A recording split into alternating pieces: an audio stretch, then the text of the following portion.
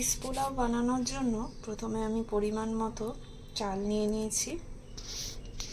এখানে নিয়ে নিয়েছি অনেক কড়াইশুঁটি, আর নিয়ে নিয়েছি কাজু কিশমিশ, এগুলো আমি ভিজিয়ে রেখে দিয়েছি। এখানে আমি নিয়েছি পেঁয়াজ কুচি।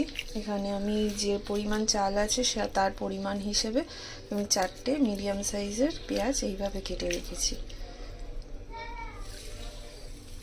কড়াই গরম হচ্ছে, এরপরে একটু ঘি দিয়ে দেব।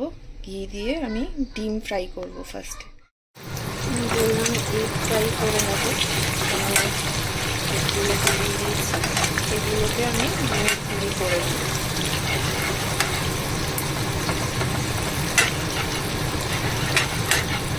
কড়াইতে আমি রিফাইন অয়েল দিয়েছি। রিফাইন অয়েল দিয়ে আমি ডিমের গুঁড়িগুলো করে দেবো।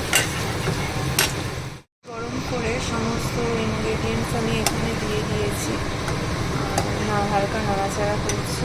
আর এখানে আমি চালটা 10 মিনিটের জন্য ভিজিয়ে রেখেছি। এটা বাসমতি রাইস, আমরা তাওয়াতে চালটা ইউজ করেছি। কড়াইতে ঘি দিয়ে গোটা গরম মশলা, পেঁয়াজ তেজপাতা দিয়ে তারপরে আমি ইনগ্রেডিয়েন্টসগুলো দিয়েছিলাম। এবার আমি ভেজানো চালটা দিয়ে দিয়েছি। এরপরে একটু ঘি দিয়ে পরিমাণ মতো জল দিয়ে আমি এটাকে ঢেকে রাখবো। চালটা মিশিয়ে দেওয়ার পরে আমি কড়াইতে ঘি দিয়ে একটু নেড়ে নিয়েছিলাম। আর আমি কিছুটা গোটা গরম মশলা একটু পেশাই করে আমি ওপরে একটু ছড়িয়ে দিয়েছিলাম। দেখুন, রেডি আমাদের পিস পোলাও।